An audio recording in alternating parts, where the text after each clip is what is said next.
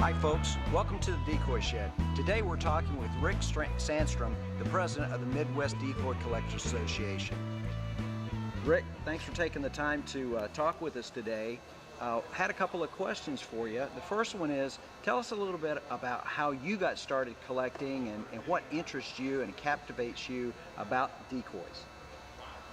I grew up in northern Minnesota in a small mining town.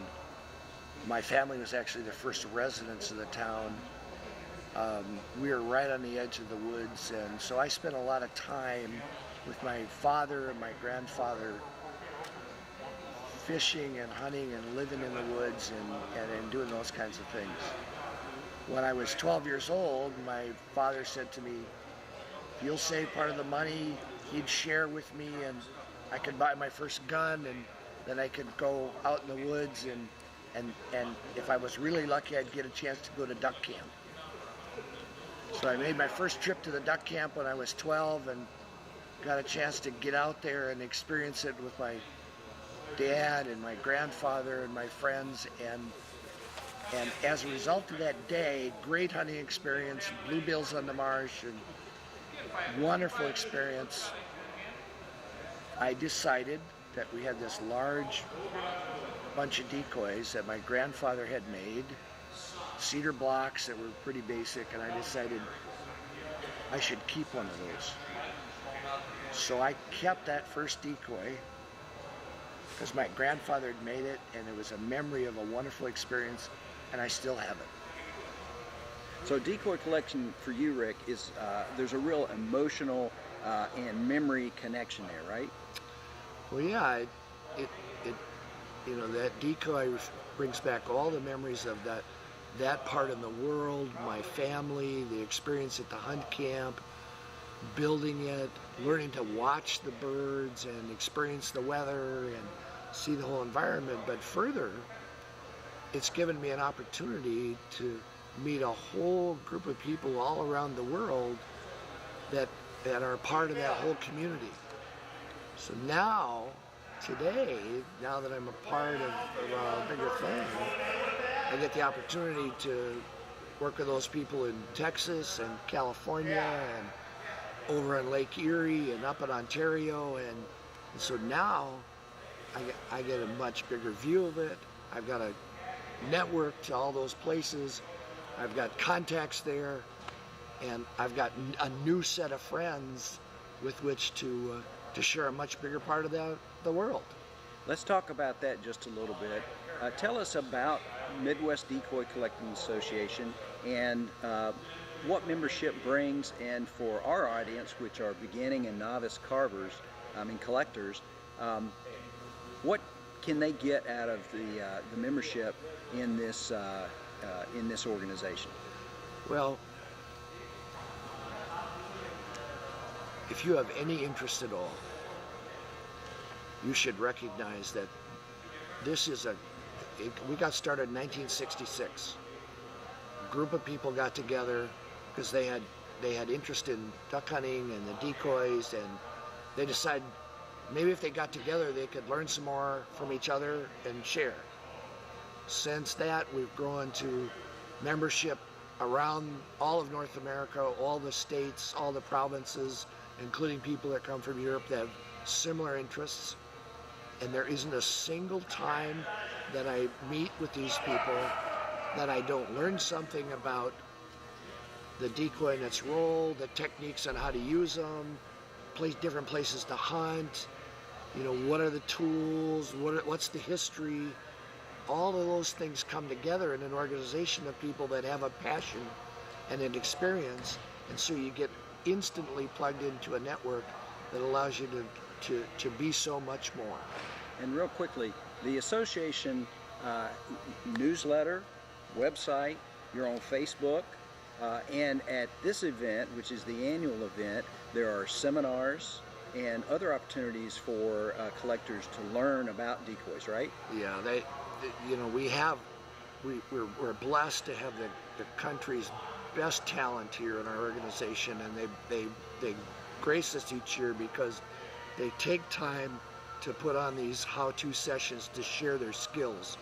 We actually carve a decoy at the show, and We go through all the painting techniques, and people can sit and talk to them and watch them work and meet them so that they can talk to them after the show. And what happens is it becomes access to the year-round experts of this in this area, and it's available to you all the time. So you get a catalog that's a listing of all of them, you get a newsletter, we do online postings, you have access to things when you need them, and you get a chance to stop and see them as you're traveling around the country. So Rick, you've told us about the association and the seminars that happen all through the week, but then starting Friday night and running through Saturday morning, there's an expo where you have exhibitors that come in and show their decoys that they have for sale, other collectibles, those types of things. Tell us about this event.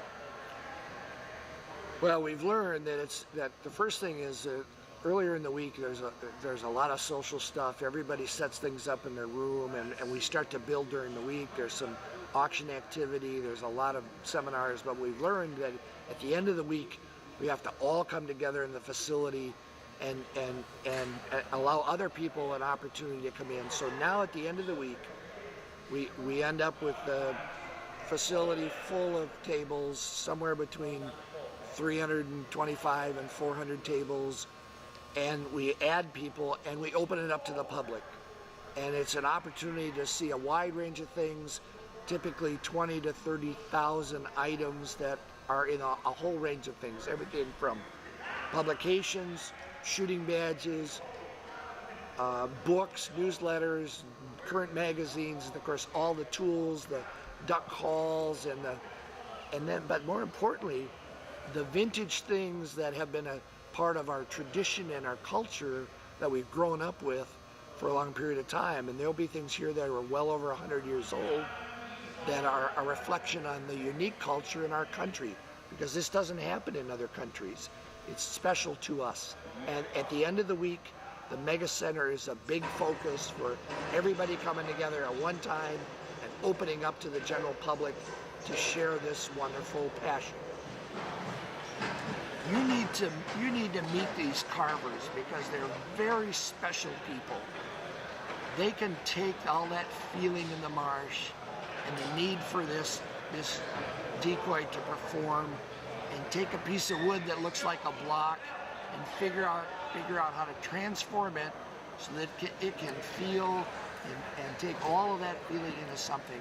And that skill is very special. They can interpret it, and they can transform it, and they can figure out how to create it, and then they end up with something that performs in this environment, is unique to our country, and it is special American folk art that speaks to who we are. If someone was interested in getting started with the collection, are there a couple of tips that you would share with them? Best way to start, things to think about, that type of thing? Yeah, it's an emotional and an investment in time. And so the advice I would give you is that, first of all, on our website, there's a link that says, here's how you get started involved in collecting. So you can download that and learn from it.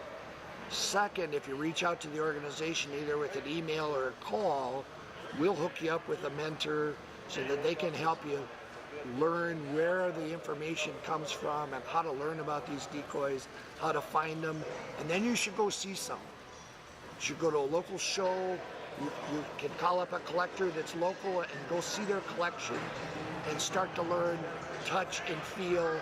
And the most important part is to build that contact, personal contact with people that that can get you started. And it's all available through our organization. Great, that's great advice. Rick, thanks again. Appreciate your time. And for our audience, we'll see you again in the Decoy Shed.